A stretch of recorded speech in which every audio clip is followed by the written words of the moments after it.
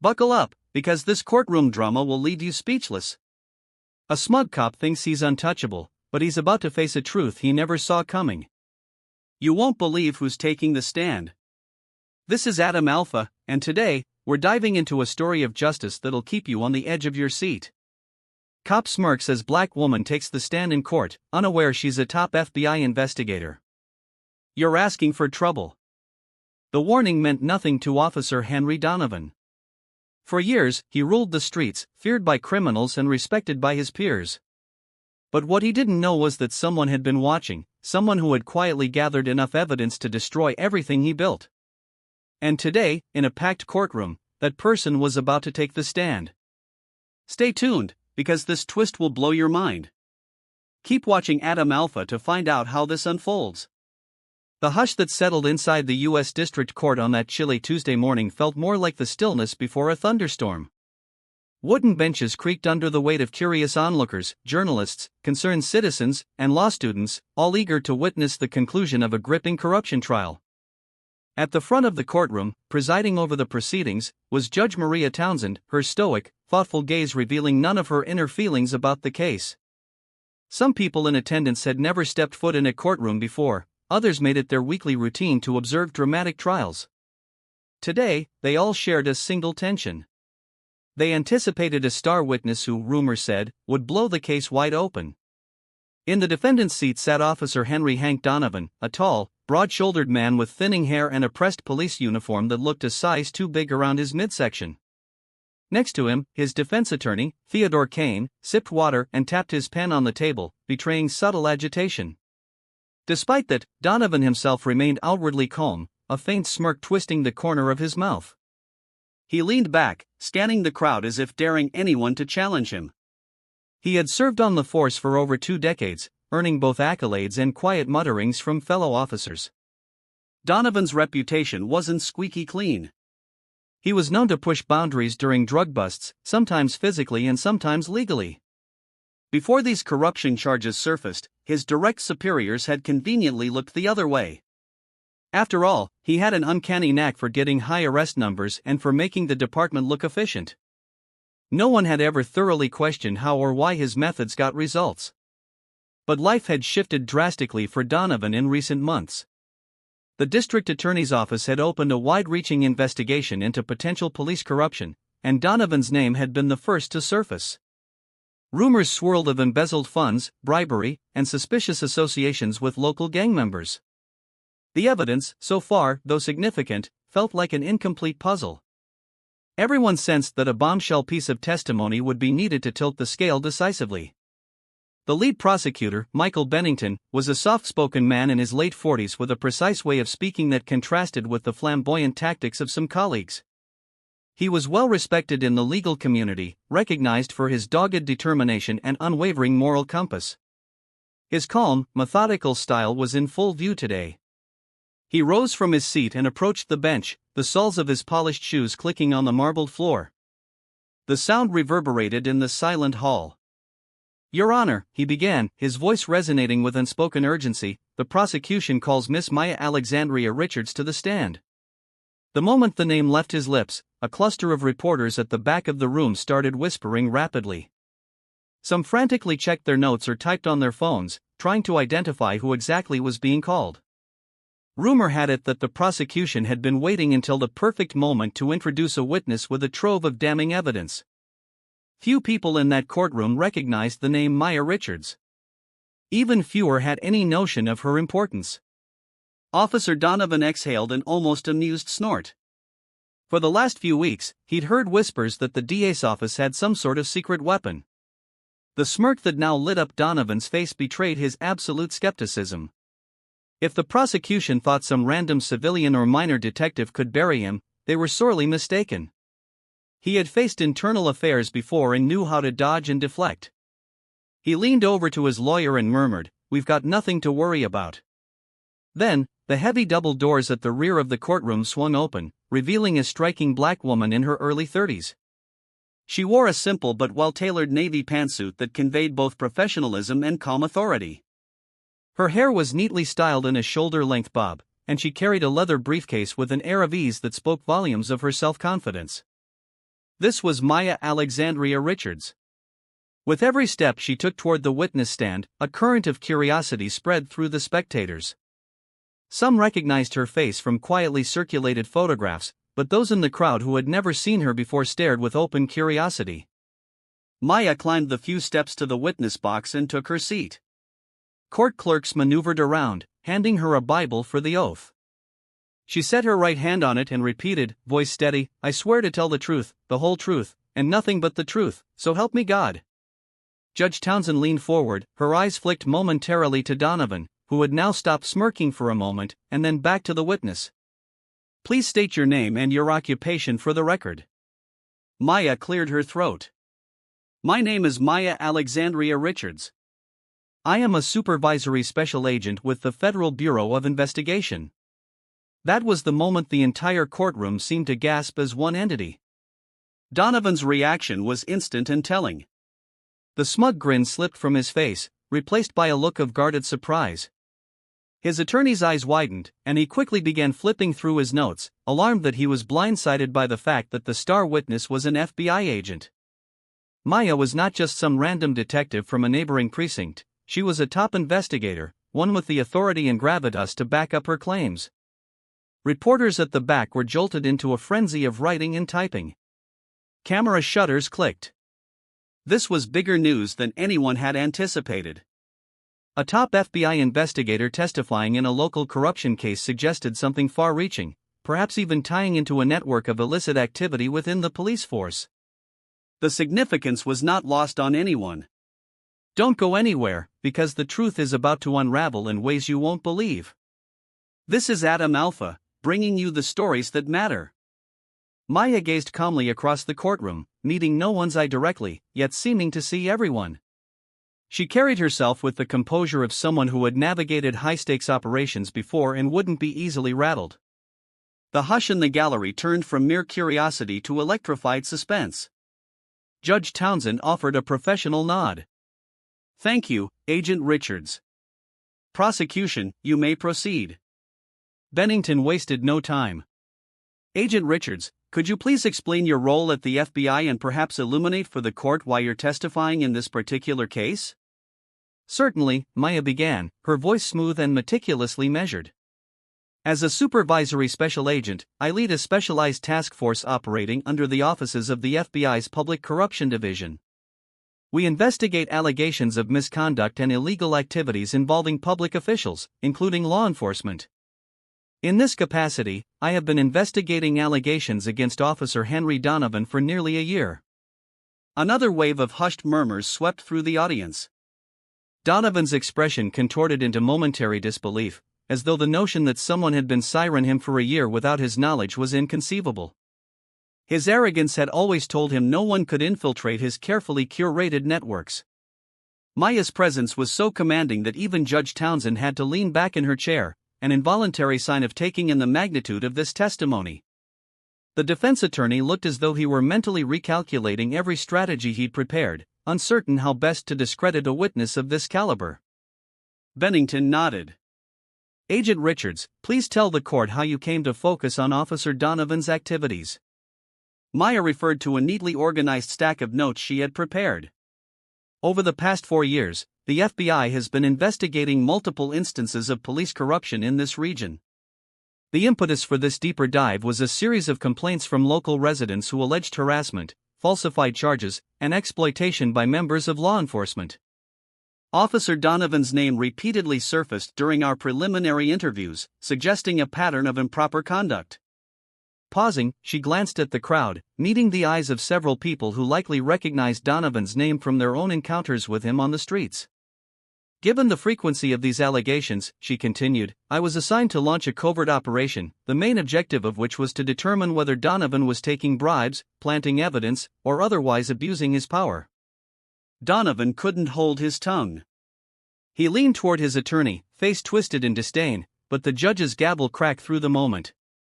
"Officer Donovan," Judge Townsend admonished quietly, "I'd recommend you confer in whispers. Do not interrupt the witness."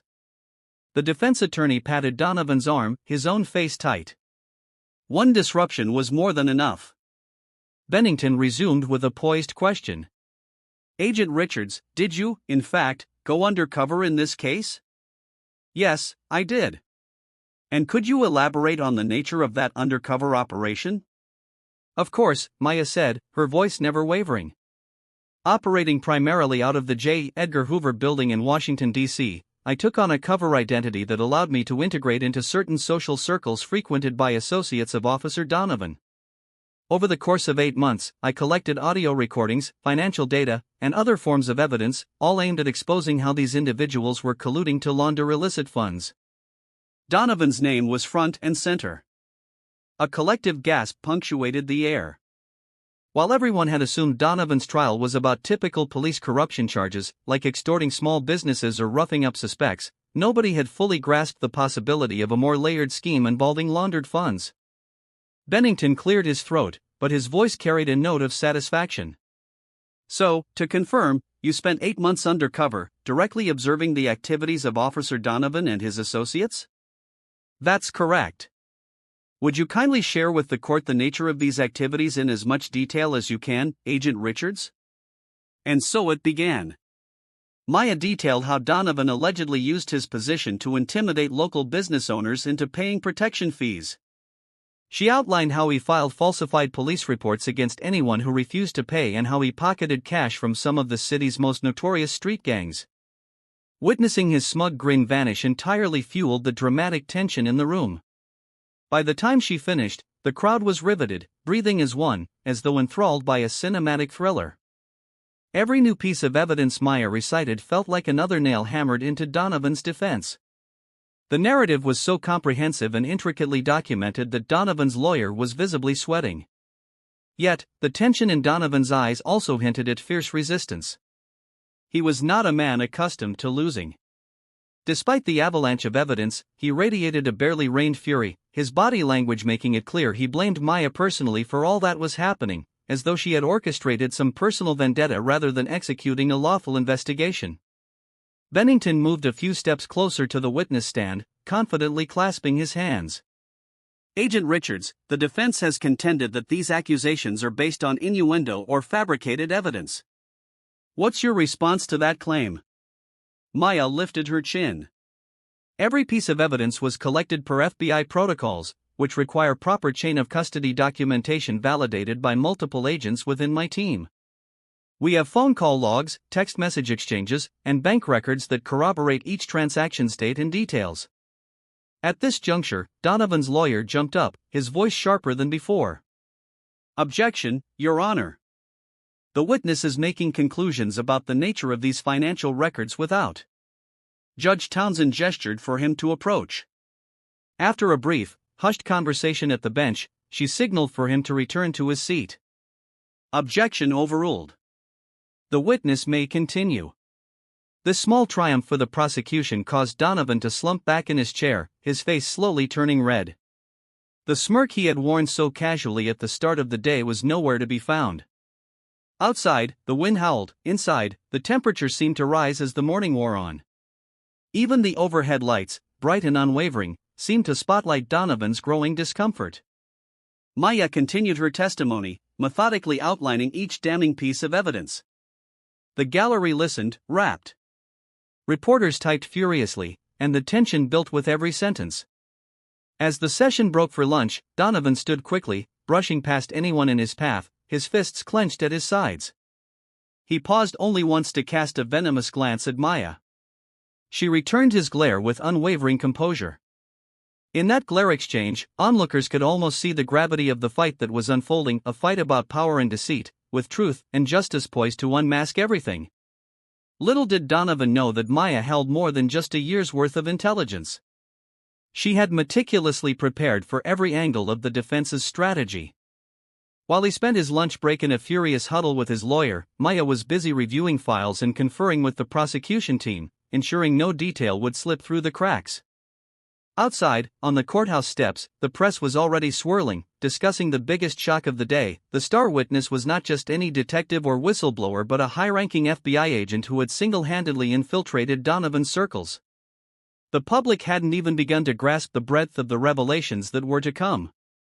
Long before Maya Richards arrived in that courthouse, seeds of corruption had already taken deep root in Donovan's sphere of influence. It began slowly, almost imperceptibly. Donovan started as a wide-eyed rookie, eager to earn the respect of veterans in the precinct. Working in a tough neighborhood, he was lauded for his bravery in high-crime situations. However, the environment was rife with unspoken arrangements. Certain criminals were allowed to operate if they fed intel back to the cops. For a time, Donovan resisted. He refused to accept bribes or even the favored coffee at the local diner. But as months passed, he saw that other officers were quick to accept perks. They rationalized it: certain bribes were small enough that they didn't harm anyone, right? A little side money here, a nudge there, and criminals stayed in check. Or so they convinced themselves. The precinct's internal affairs had tried to investigate, but the corruption ran so deep that whistleblowers were shut down or transferred. Meanwhile, Donovan noticed how easy it was to manipulate departmental rules if the brass was turning a blind eye. A stack of paperwork could vanish with the right friend in the records department. A confrontation with a drug dealer could be sanitized in the official report. He witnessed senior officers doing it, and eventually, the lines in his own moral compass began to blur. When Donovan made detective, small-time thank yous from store owners turned into consistent hush money. Sometimes they paid to be left alone during questionable business hours, other times to ensure Donovan wouldn't mention certain packaging shipments to his superiors. Every time a corner was cut, Donovan rationalized it as another rung on the ladder to keep the peace and to keep himself comfortable. Before long, Donovan had become the liaison for a group of unscrupulous real estate investors looking to capitalize on neighborhoods plagued by crime. He received a cut each time they managed to buy properties cheaply from terrified homeowners. Donovan's job was to use his badge to intimidate, to exaggerate the crime rates, and push potential sellers into compliance. It was easy enough to stage a late-night police raid or to hint that unsolved burglaries were around the corner, stoking fear. With each successful move, Donovan's pockets grew heavier, and his moral boundary receded further into darkness. Yet, no matter how deeply he immersed himself in these dirty dealings, Donovan maintained an outward facade of normalcy. He was known to host barbecues for fellow officers on weekends, always with a broad grin and free-flowing beer. For many in the precinct, he was just an old-school cop, slightly rough around the edges but loyal to his blue family. Underneath that facade, though, lay an ever-expanding empire of illicit transactions. Not only did Donovan handle bribery money, but he also gained the loyalty of smaller street gangs by allowing their operations to continue unimpeded, provided they paid a monthly sum. The arrangement suited both parties well. Donovan stayed under the radar of his higher-ups because he kept the official crime rate stable. The gangs got breathing room to grow their businesses without fear of major police busts. Local residents bore the brunt of the deal, without recourse or a safe channel to lodge complaints. They learned to keep their heads down. The first real threat to Donovan's castle of corruption was the Federal Bureau of Investigation. A handful of local activists, refusing to remain silent, had begun sending letters to the FBI, detailing patterns of harassment and suspicious arrests. Most letters went unanswered or were lost in bureaucratic red tape, but one letter was forwarded to the desk of a dedicated FBI analyst who saw too many coincidences to ignore. Eventually, those leads found their way up the chain of command to Maya Richards. At that time, Maya had already built a distinguished record within the Public Corruption Division. She'd orchestrated takedowns of municipal officials and crooked police officers in other states. Her superiors knew she possessed the tenacity and methodical approach to tackle anything, from petty bribery to large-scale racketeering.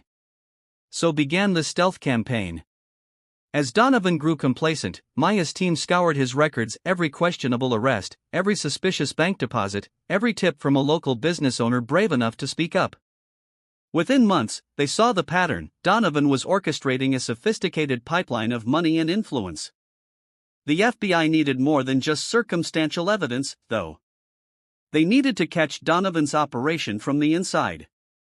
Maya volunteered for the assignment. There was an unwritten rule in her department: if you wanted the job done right, you put yourself on the line. She carefully crafted a cover story, forging a persona that would allow her access to Donovan's circle of shady collaborators. She wore a different name, took a different job, even found herself frequenting the very bars and underground clubs where Donovan's associates might roam. It was grueling work. She spent countless nights building trust with individuals who had no idea she was an FBI agent. She laughed at jokes she found repulsive, feigned curiosity in unscrupulous deals, and made sure never to let her true self slip. One evening, at a dingy bar, she nearly lost her cool upon witnessing a group of Donovan's associates bragging about how easily they could force local homeowners out. But she bit her tongue, playing the part of someone who found their stories interesting. All the while, Maya meticulously documented every conversation. She used hidden recording devices, coded phone messages to her own team, and an elaborate system of dead drops for turning over critical items without raising suspicion. Donovan remained an enigmatic figure. While many of his associates boasted about their connections to the big man, Donovan himself rarely made a public appearance outside official police functions. He was cunning enough to keep a comfortable distance. Yet, the deeper Maya dove, the clearer it became that Donovan's crimes extended further than local bribes. She discovered shaky leads suggesting an even bigger infiltration of corrupt officers in neighboring precincts, each paying Donovan for certain passes. If everything panned out, Donovan wouldn't just be facing a standard corruption charge, he could be brought down under RICO statutes, reserved for organized crime. But infiltration came with its own set of perils. Every misstep carried the risk of exposing Maya's true identity, which could put her life in jeopardy. More than once, she spotted suspicious glances from a gangster who'd wonder why she asked so many questions, or from an inebriated officer who found her face strangely familiar. Each time, she covered her tracks. Nonetheless, the stress weighed heavily, especially when she saw firsthand how Donovan's unchecked power was decimating the lives of ordinary people, often people who looked like her. It was no secret that Donovan's tactics had a pronounced effect on black communities, who had few avenues to seek help. Maya learned of one mother whose son had been arrested on trumped-up charges because she couldn't afford Donovan's security fee. Another father lost his auto shop license after Donovan orchestrated repeated health inspections and ghost complaints. For Maya, these stories ignited a personal fire. She wasn't just doing her job, she was defending communities that had been systematically bullied and marginalized. The mission took on a deeper moral imperative. Finally, after months of infiltration, Maya collected enough proof to persuade the FBI brass to act. She'd captured Donovan's voice on tape, agreeing to shake down a local bar owner. She'd secured bank records connecting Donovan's personal accounts to shell companies used by a street gang. In the background, she orchestrated a small team to raid certain addresses at strategic moments, seizing computers, ledgers, and unregistered firearms.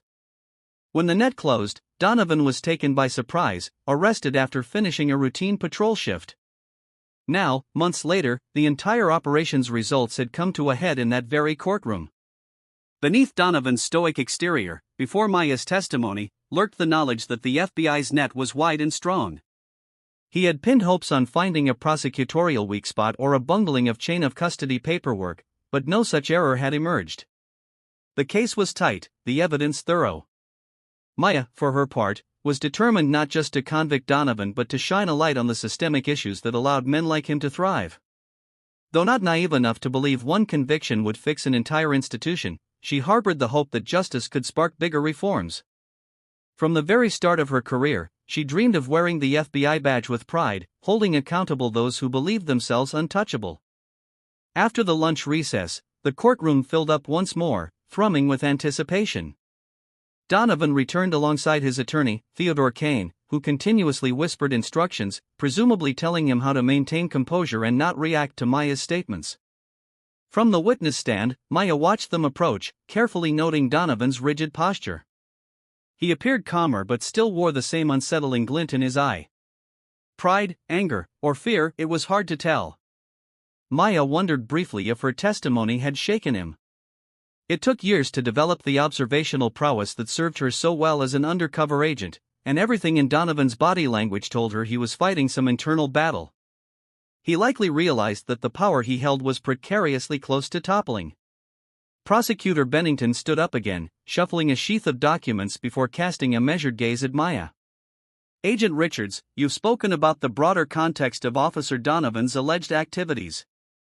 Let's delve into specific incidents for which you gathered direct evidence. Maya nodded, scanning her memory. Certainly. One key incident took place on October 14th of last year. My undercover persona had arranged a meeting with a contact from Donovan's circle, an individual known on the street as Kaz. We met at a bar on Oakwood Avenue. Kaz demanded a $22,000 bribe to ensure that the local precinct wouldn't interfere with an upcoming illicit gambling event. Kaz explicitly mentioned that Donovan was behind the protective arrangement. Before she could continue, Donovan's attorney leapt to his feet. Objection, Your Honor. Hearsay regarding the mention of my client's name. Judge Townsend slowly surveyed the parties, then shook her head. Agent Richards is recounting direct observations and recorded statements made during her investigation. Overruled. Proceed. Maya continued, unflustered. I wore a hidden audio recording device that night. The device captured Kaz describing how he had to split the bribe with Donovan and two other officers. The recordings are timestamped, with identifying background noise that's verified by the FBI's forensic audio lab. There was a momentary hush as the jury processed the significance. Audio evidence was compelling. Juries often found it more trustworthy than third-party recollections. Bennington capitalized on the moment, stepping forward. And, Agent Richards, were you able to verify that Officer Donovan received any portion of that bribe? Yes. We traced a deposit of $12,000 made into Officer Donovan's personal checking account at a local credit union exactly 2 days after the bar meeting. The deposit date and amount match what was discussed in the recorded conversation. Donovan stirred, crossing his arms. Maya recognized the sense of cornered fury in his eyes. His attorney scribbled notes, presumably looking for a line of argument to delegitimize the evidence, but the thoroughness of the FBI's chain of custody made that difficult. Bennington pressed forward. Were there other incidents of a similar nature? Multiple, Maya replied. Throughout my undercover assignment, I documented at least 6 separate instances where Donovan or his intermediaries arranged protection in exchange for cash. These ranged from illegal gambling operations to unlicensed house parties where drugs were openly sold. She paused, letting the weight of her words sink in. I also have records indicating that Donovan threatened local business owners who tried to cooperate with law enforcement outside his protection ring. He would claim they were harboring criminals or violating city ordinances. Then, after scaring them, he would present an alternative, pay him, and the harassment would stop. In the back, a cluster of people nodded, likely business owners or friends of those impacted by Donovan's tactics. Their anger was palpable. Bennington lifted a new document. Your Honor, the prosecution would like to enter into evidence FBI Exhibits C through G, which include these audio recordings and financial documentation. Judge Townsend acknowledged with a brisk nod. So entered. The defense attorney sighed heavily, a silent admission that each new exhibit cut deeper into Donovan's chances at an acquittal. He rose, visibly preparing for cross-examination. Approaching the witness stand, he began in his silky tone. Agent Richards, while we all appreciate the seriousness of these allegations, I need to verify the authenticity and context of these recordings. Isn't it possible that some of these individuals were using Officer Donovan's name to inflate their own reputations? For instance, claiming they had police protection to boost their perceived power on the street? Maya's gaze didn't waver. That was one of our early concerns. However, cross-referencing the individual's claims with Donovan's known activities and financial records confirmed significant overlaps. Moreover, in at least 2 recordings, Donovan's voice is clearly identifiable, captured in a conversation with these individuals about meeting up and splitting money. Kane raised an eyebrow, pivoting strategies. Let's discuss the possibility of bias, Agent Richards. You are testifying against a white police officer, and you yourself are an African-American woman. Are you suggesting you have no personal or political motivations to see this officer convicted, given the ongoing tensions around policing in black communities? A collective hush fell over the room. Even Judge Townsend shot Kane a sharp look. Maya remained poised, though a flicker of annoyance crossed her features. Mr. Kane, my job as an FBI agent is to remain impartial and uphold federal law, regardless of the racial or political nuances of any investigation. My personal background does not influence the validity of the evidence. The recordings and bank records stand on their own. Kane pressed further. But wouldn't you admit that systemic tensions could color your perspective? Maya took a breath. Systemic tensions in policing are real and well documented, but the evidence in this case is factual and objective. It is not reliant on personal opinion. It's reliant on audio recordings, eyewitness accounts, and financial ledgers. Are you suggesting all that evidence is somehow invented by me personally? Kane didn't reply immediately, but the question hung in the air. He cleared his throat, looking momentarily at Donovan as though hoping for a cue. Donovan stared back with silent rage. Finally, Kane regrouped. We are suggesting, Agent Richards, that the context in which you obtained these recordings may not reflect my client's actual intentions. For example, were any of these individuals you recorded threatened or coerced into implicating Officer Donovan? Maya's lips curved in a faint, cold smile. I conducted my investigation under strict FBI guidelines. No coercion was used. Most individuals volunteered details once they believed I was part of their operation. If you wish to review the protocols, we have those too. Kane had no immediate retort. The strings he attempted to pull seemed not to budge Maya's calm, methodical shield. Undeterred, he tried another angle. You mentioned the J. Edgar Hoover building in Washington, D.C.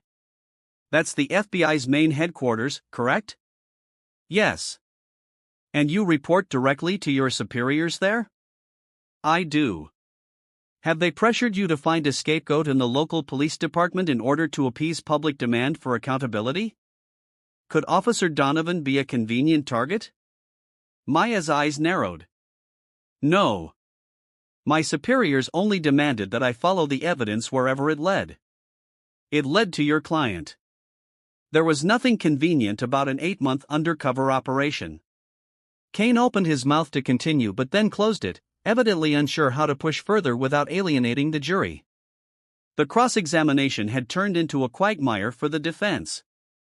Each jab was deflected by the quiet certainty of documented proof. After another moment, Judge Townsend observed, "Counselor, if you have no further questions, we can move on." Kane glanced at Donovan, whose face was a mask of pent-up fury, then nodded. No further questions, Your Honor. Maya stepped down from the stand with quiet dignity. The entire gallery watched her as she returned to the prosecution's table, exuding a composure that belied the intensity of everything she had just revealed. The trial was far from over, but she had set the tone. The evidence was there, and Donovan's once cocky demeanor was starting to crumble under its weight. That evening, the court adjourned, but the case loomed large in the minds of all who witnessed the day's proceedings. Journalists gathered in the marble-floored foyer, setting up camera lights and filming live news segments. One by one, the lawyers exited, refusing comment or offering curt statements about the importance of due process. Maya stepped through the doorways into the crisp night air, the sounds of city traffic a distant hum. Tall glass and steel buildings around the courthouse glowed with the golden light of dusk. She pulled her coat tighter against the cool breeze and navigated the throng of reporters. A few recognized her, calling out, "Agent Richards, can you speak on the new evidence introduced today? Or will this case set a precedent for further FBI probes?" She kept her face neutral, politely replying that she couldn't discuss ongoing trials. Slipping away from the camera flashes, she soon reached an unassuming sedan where 2 fellow FBI agents waited. It was standard protocol for a case of this magnitude, a precaution against any retaliation. Maya was fully aware that Donovan might still have allies on the streets. The younger agent in the driver's seat, Special Agent Laura Dixon, gave a friendly nod. "Agent Richards, you did a damn fine job on the stand today." Maya settled into the back seat, letting out a slow breath. "Thanks, Dixon. This is just the beginning." The older agent, Jason Carlisle, was the more reserved one. He turned in his seat. "We got word from HQ. They're reviewing all your documentation. They want to be ready for any curveballs the defense might throw." Maya nodded. She stared out the window as the sedan pulled away from the curb. Streetlights flickered in the growing darkness, illuminating groups of people. She caught fleeting glimpses of families at bus stops, couples strolling on sidewalks, and clusters of men huddled in the doorways of closed shops. Her mind drifted to the community members Donovan had harmed, people whose faces she'd seen during her undercover work, each bearing the weight of fear and frustration. She wondered how they felt now that Donovan was finally facing the consequences. The car ride was mostly silent. Dixon and Carlisle sensed Maya's need for reflection. Pulling up to the safe house, a modest, nondescript apartment building in a quieter neighborhood, they helped her bring in a case of documents. Inside, the atmosphere was utilitarian: a few chairs, a table, a couple of laptops, and stacks of files. They set about reviewing the next day's plan. Additional witnesses would testify about Donovan's intimidation tactics, and the prosecution would present more financial records. By the time the group finished, it was well past midnight. Maya's eyes stung with exhaustion, but her mind was ablaze with the momentum of the trial. She quickly found her designated room and tried to fall asleep, reminding herself that this was a crucial turning point, not just for Donovan's conviction but for demonstrating that accountability was indeed possible, even in a broken system. Morning came swiftly beneath a pale sunrise. Maya re-entered the courthouse alongside the prosecution team. Reporters were already staking out prime spots, their breath visible in the cold. Inside, the courthouse bustled with a new wave of onlookers. The story of Maya's testimony had clearly drawn a larger crowd than ever before. The atmosphere was thick with anticipation. Once everyone was settled, Judge Townsend arrived, signifying the formal start of the day's proceedings. The bailiff called the court to order, and Michael Bennington stood to address the bench. "Your Honor, the prosecution calls our next witness, FBI Special Agent Christopher Brandon." Agent Brandon, a seasoned investigator, walked confidently to the stand. Where Maya had laid out the undercover operation, Brandon specialized in explaining the forensics: how the FBI had traced suspicious deposits, how they verified voice recordings, and how they confirmed the timeline of events. He began detailing how forensic experts took audio from Maya's hidden recorders and matched them to Donovan's known voice samples. The process involved sophisticated spectrogram analyses and voice recognition algorithms. Brandon spoke matter-of-factly, but the significance was lost on no one. The FBI had scientifically tied Donovan to these criminal exchanges. Defense attempts to dismiss them as hearsay were rapidly collapsing. Donovan and Kane exchanged uneasy looks. Donovan's scowl intensified when Brandon presented charts showing spikes in Donovan's bank balances, coinciding with the exact days the bribes were allegedly paid. When Kane rose for cross-examination, his voice wavered slightly. He tried challenging the forensic chain of custody but tripped over technical jargon. Brandon remained composed, clarifying every detail with the air of a patient teacher. The defense's frustration became increasingly obvious. After Brandon stepped down, the prosecution called several local business owners who testified about the intimidation tactics they'd faced. A small grocery store owner recounted how Donovan had threatened to pull her business license. Another recounted the ominous inspections conducted by Donovan's associates that always ended in demands for protection money. Each new voice painted a larger, grimmer canvas of Donovan's alleged tyranny. He'd wielded his badge not to serve and protect but to extort and control. Donovan squirmed, but his smirk was nowhere to be seen. Occasionally, he mumbled to Kane, presumably urging him to do something, anything, to refute these damaging accounts. The defense attorney tried to trip up the witnesses, questioning their motives, but they all told the same consistent story. They couldn't have orchestrated a collective lie this elaborate. Details overlapped seamlessly, reinforcing each other. The truth was damningly clear. By late afternoon, the jury appeared exhausted yet resolute. Their eyes flicked between the witnesses and Donovan, as though trying to reconcile the uniformed officer before them with the criminal mastermind described by the FBI. Before court recessed, Judge Townsend addressed the room. "I want to thank the jury for their attention to these important testimonies. We will reconvene tomorrow morning, and I expect closing arguments soon after the remaining witnesses." All around, a swirl of movement ensued. People stood, stretching and whispering about the day's revelations.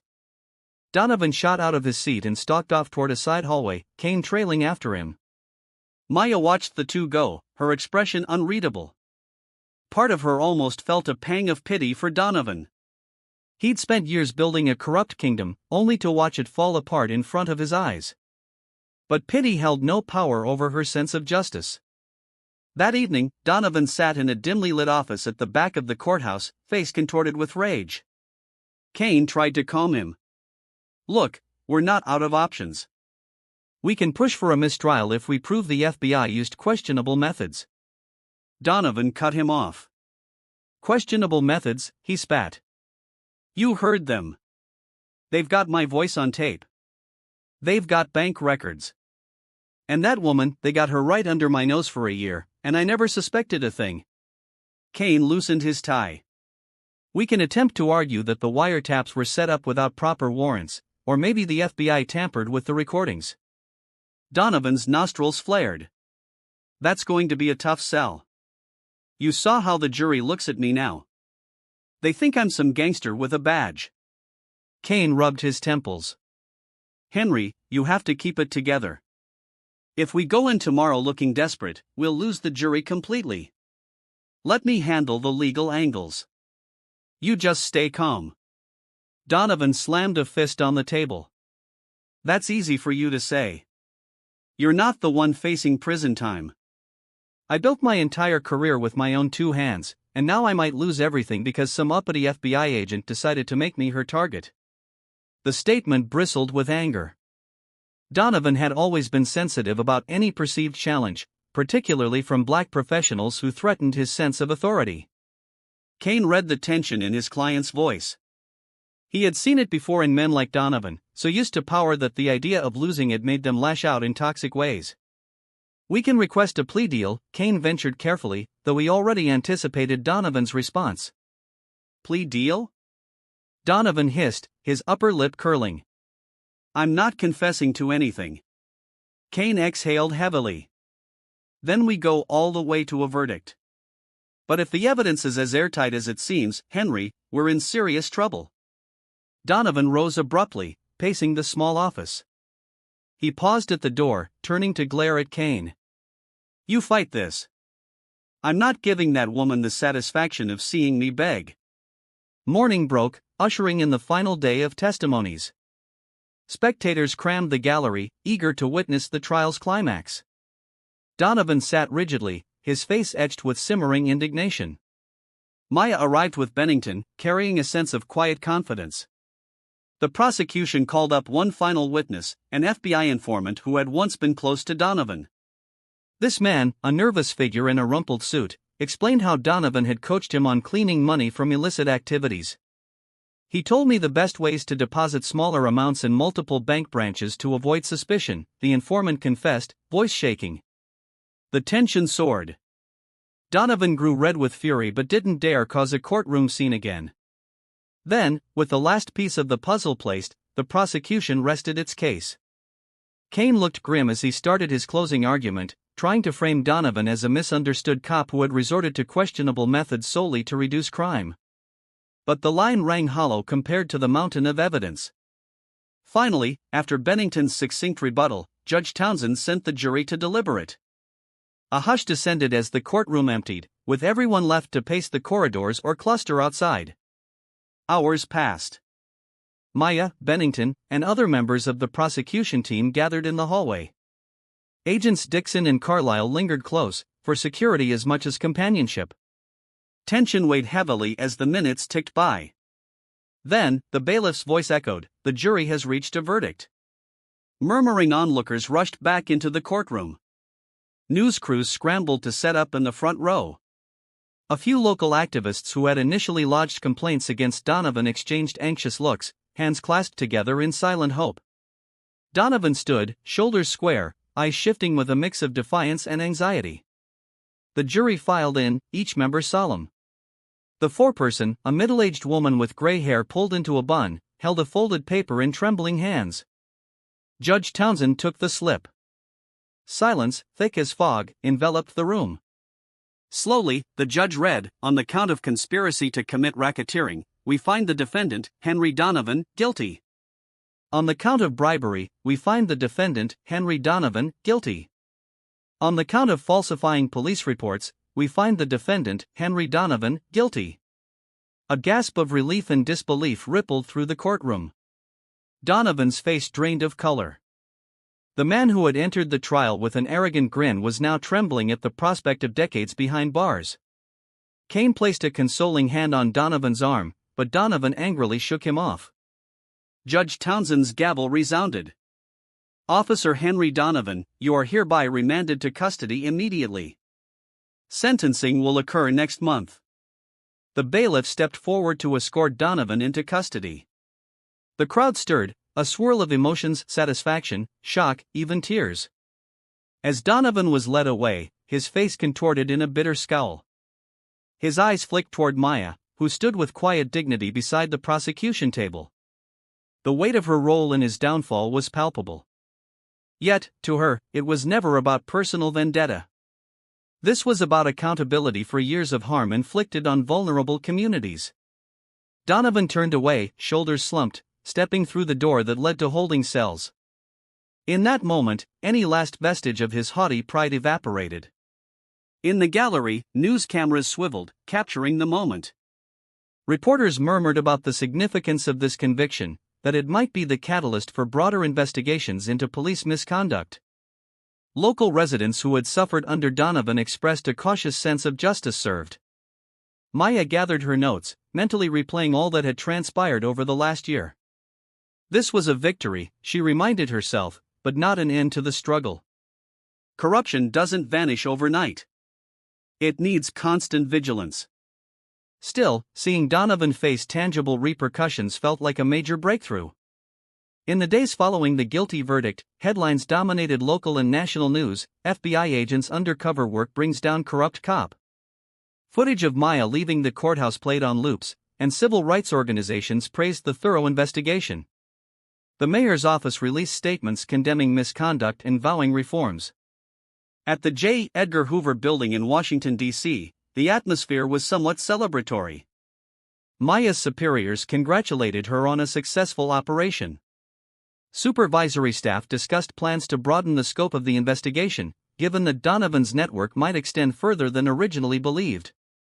A culture of intimidation doesn't exist in isolation, they argued. There could be more accomplices in law enforcement who were complicit.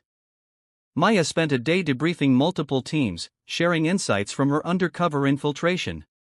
She felt a wave of catharsis as she narrated how she first gained the criminal's trust, how she recorded the illicit deals, how close she had come to being exposed. Yet, something deeper stirred in her, a reflection on how easily corruption had entrenched itself in the city and how that corruption had disproportionately targeted marginalized groups. Despite her stoic presence, the echoes of the case stayed with her. She recalled a conversation with a young black man who had been falsely arrested on Donovan's orders. He told her, tears in his eyes, "No one ever believes us when we say the system is rigged. People just assume we're lying. But you believed us, and now he's being held accountable." That, more than any award or commendation, validated the months of undercover work. It reminded her why she had joined the FBI in the first place.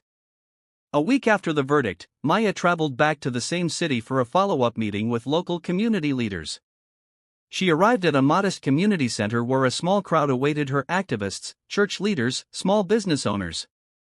Some had testified at the trial, while others had supported from the sidelines. The atmosphere was one of cautious optimism.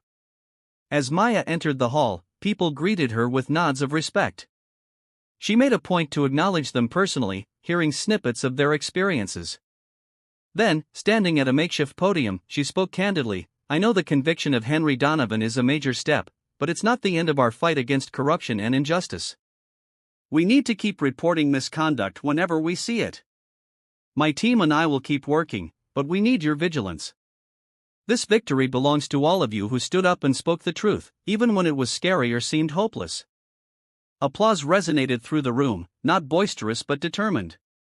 People thanked her, many with tears in their eyes, for giving them hope in a system they'd long believed was deaf to their cries. Afterward, Maya stepped outside into the warm afternoon sun. For a moment, she felt a deep sense of calm. The road to justice was always long, but days like this reminded her of the importance of each case, each conviction. Henry Donovan's sentencing came a month later. The judge handed him a lengthy prison term, multiple decades for racketeering, bribery, and other charges. The message was clear: wearing a badge did not place one above the law. In prison, Donovan became just another inmate, stripped of the uniform that once symbolized power. Rumors suggested he struggled early on, clashing with guards who resented police officers in their midst and with inmates who learned of his betrayal of the street gangs. His life of swagger and intimidation had dissolved into a daily routine of survival. Meanwhile, Maya continued her work at the FBI. She took a brief respite after the trial but was soon assigned to a new operation. It was her calling, traveling to places where injustice hid behind official facades, peeling back layers of deception, exposing wrongdoing. She felt a renewed conviction in her abilities. Occasionally, she'd receive updates from the local activists who had confronted Donovan. They reported that the city's new police leadership was more open to dialogue, that the chilling effect Donovan had cast over their community was beginning to fade. There was a long way to go to restore trust, but at least a door had opened. Late one evening, after a grueling day of intel briefings, Maya found herself alone in her office at the J. Edgar Hoover building. She gazed at a corkboard pinned with photos, notes, and newspaper clippings related to the Donovan case. A sense of closure mingled with the hum of overhead lights. She took down the clippings, placed them in an archive file, and locked them away. The file's label read, "Operation Blue Storm, case closed." Yet, she knew the real work was never truly finished. Another lead, another whisper of corruption, was always just around the corner. And Maya would be there, ready to gather the facts, to stand in court if needed, to remind those who abused power that the long arm of justice might be slow, but it was never still. She left her office, steps echoing in the quiet corridors. Outside, the night sky over Washington, D.C., was moonlit, the iconic shape of the Capitol building illuminated in the distance. A sense of resolve accompanied her as she returned home. Tomorrow would bring fresh challenges, fresh opportunities to uphold the oath she had taken, even if she had to stand alone against a system. She now had incontrovertible proof that truth could prevail, and that was enough to keep her going. And just like that, it was over. The once powerful officer Henry Donovan, who had spent years controlling the streets, now sat in a prison cell, stripped of his badge, his influence, and his freedom. His smirk was gone, replaced by the harsh reality of his actions catching up to him. But this story isn't just about one corrupt officer. It's about the power of justice, the courage of those who stand against corruption, and the truth that always finds its way to the surface. What do you think? Did Donovan get what he deserved? Let me know in the comments below, and don't forget to subscribe to Adam Alpha and turn on notifications so you never miss a powerful story like this.